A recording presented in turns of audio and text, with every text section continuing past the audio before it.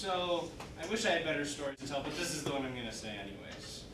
On September 21st, 1998, I was the only boy born at McLaren Hospital in Mount Pleasant out of the, I think, dozen babies born, and I was the only one born with hair. That's not the funny part. The funny part is that the other mothers were actually downright jealous. There were mothers walking by the nursery saying, "Why doesn't my baby have hair, but this one's got a full head?" So with that, I don't have a lot of pictures from my childhood for a very piss poor reason. Now, there was a company called XDrive that basically ran a Google Drive-like service that was owned by AOL that my mom stored all of our pictures on. She had digital cameras starting in about 2002, but they suddenly declared bankruptcy in 2009 and we did not have nearly enough time to get our pictures off of XDrive. So yeah, screw them, they took away 7 years of my childhood. This is my family. At the top left, those are my mom and dad. Right below them, you probably all know him, that's Harrison, my older brother. To the top right, that is my half-brother, Kevin. I'm assuming most of you don't know Kevin. He moved in with my family in August 2013. He lived with his mom down in Fort Wayne for the longest time, but he moved in with us after going through a rough patch. He still lives with us, but he's planning on moving out soon. He's been great to have back in the family because we hadn't seen him in about 6 years before he moved back in with us. And then right below Kevin, that's my Grandpa Bill, my mom's dad. He's basically the only extended family I can see because most of my extended family, it's a mess, to say the least. And with any family, you can't forget about the four-legged ones. The top left, that's Bailey, my Shih Tzu. He's about 9 years old. He's just a really sweet dog. He's so quiet too, except for when my Grandpa Bill comes over. I'm assuming it's because the first time my Grandpa Bill came over to our house after he moved back to Michigan from California, he started making cat noises from behind the door. And you wouldn't know it, but he has the deepest and loudest bark. It's the weirdest thing to come from a little Shih Tzu, but it's true. And the only person he barks for is Grandpa. And to the right of Bailey, that's Spur. He's a year old. He's a toy Australian Shepherd. He's just an energetic little goofball. He will run around for the entire day. He'll just jump around on things, jump around on people. And he has a really bad habit of peeing on people. It's just an excitement thing. But I'm hoping it goes away because it gets annoying having to clean the furniture every 10 minutes. How old is he? He's about a year old. Yeah, mine stopped just past 2. About 2 years old. Great, another year. Right below Spur, that is Bentley, my oldest cat. He's about 3 years old. My mom found him in June of 2011 when she was at a farm down near Lansing for equine therapy certification. I'll just run by equine therapy. It's basically therapy for people assisted with horses. But this family had a lot of cats, and it was after my cat Pearl had passed away, and my mom begged to get one of the kittens for me, and they said no. And one day, this cat just happened to stumble on their property, and they said, "This isn't one of ours, you can take him." He is just a lazy cat. I honestly didn't expect it. I was thinking he would be a little bit more jumpy, but he just flops about all day, and you can just start petting him and he won't even budge. And then to the left of Bentley, that is Jackson. He is the most recent addition to the family. We adopted him in February of this year.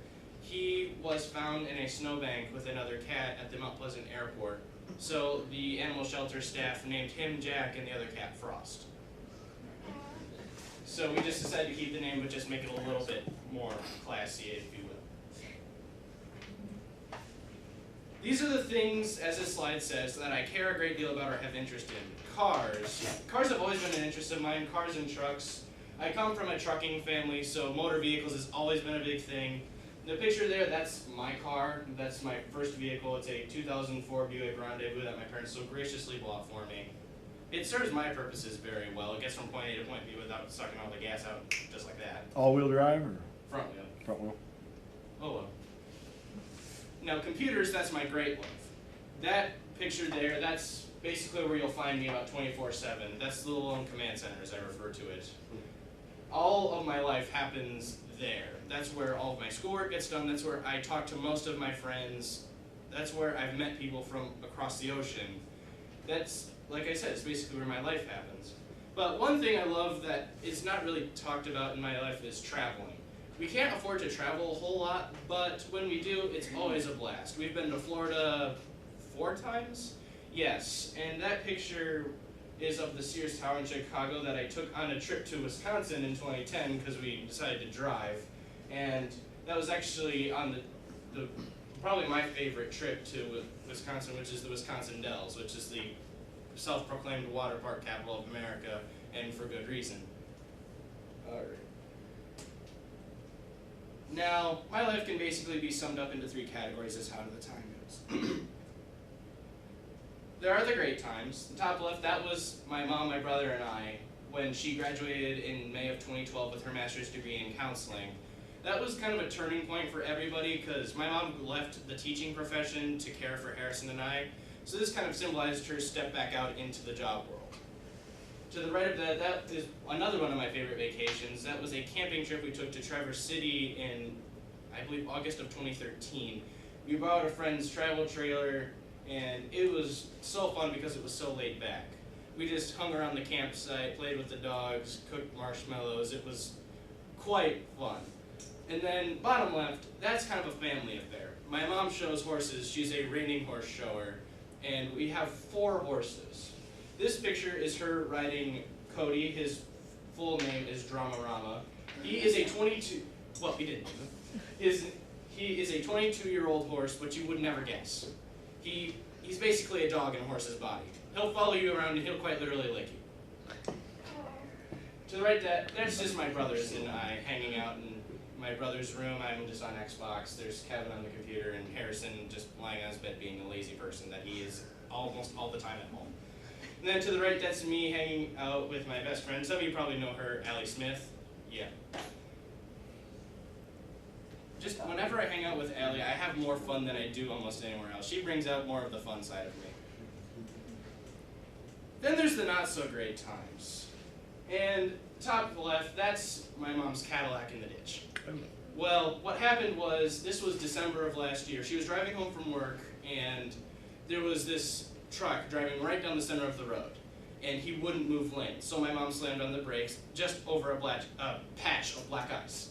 And it caused her to spin around 3 times and go off into a field. Thank goodness she wasn't okay. The car, that was fine, but that's not the thing that matters at that point. But he moved back into his lane as soon as she hit the brakes, so it was all for nothing. Now, the middle, that is my cat Samson. He passed away in January of 2014. The reason I count as a not so great is because he was a wonderful cat and he did not deserve to die the way he did. All of a sudden, his kidneys started to fail over the course of about 2 days. And by the time we were able to take him to the vet, he said to rush him to a surgical center in Alma, but by then it was too late.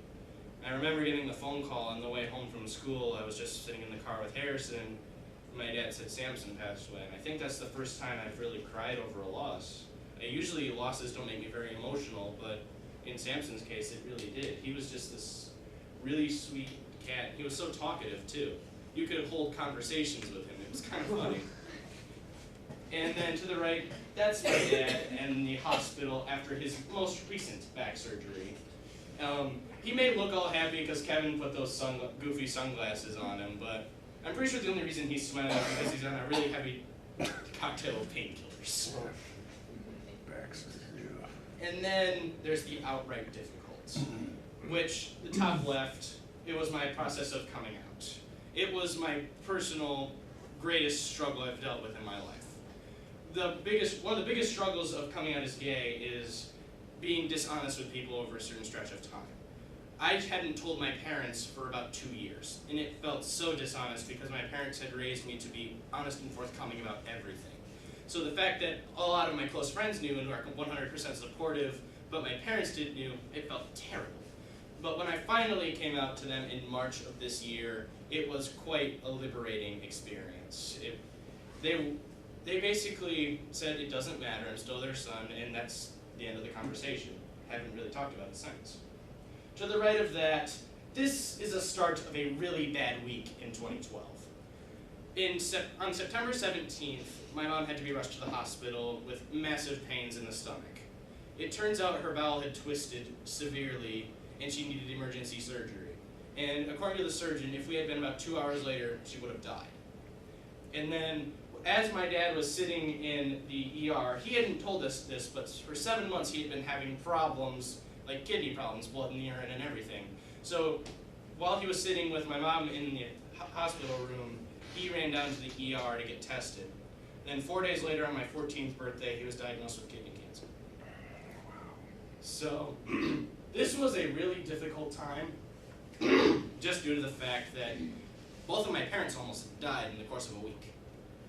It was really hard to comprehend. I'm just really grateful that what happened with the cancer was the tumor became encapsulated in a single kidney, so it could not metastasize. So they just took out the one kidney and sent him on his way. He's been cancer-free since then. It was really scary because cancer is just a powerful term for a powerful disease. It scares you right to your very core. And then these are the personal struggles that I live with on a day-to-day basis. From the age of 3, I was diagnosed with ADHD, and I'm pretty sure that's why I am stuttering so much. But it just makes schoolwork nearly impossible at times. But sometimes it comes in handy, like in math class when my brain can process things just like that. And other times my brain processing just like that is an inconvenience. But more recently, I've had problems with major depressive disorder, which is basically clinical depression. I was on an antidepressant for about a year. I've gone off of it.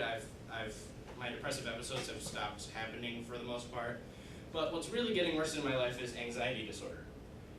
I'm just shaking right now, and I don't know why. And I'm pretty sure that's where the anxiety disorder comes in. I have an emergency anti-anxiety, but it doesn't help on the day-to-day basis. It's terrible. It creates this fear for no apparent reason. Social anxiety, sometimes I'm afraid to leave the house. It's just a terrible thing to live with, and I hope that most of you, all of you, don't have to live with that. It's terrible. But we still manage to have fun as a family. That's the big thing. No matter how much life sucks at the time, we still manage to have a good time. There's my parents on the way to a horse show. That was me before homecoming last year. And then to the right, that was at my birthday dinner most recently. That was just my mom and Harrison goofing around. And then bottom left, that was another birthday dinner, my 13th birthday. And there's my mom trying to be a goofball as well. And then to the right of that, I'm pretty sure that's the only time I've been really physically active in the past 10 years. I biked from Clare to Coleman and back with my brother, my mom, and my grandpa.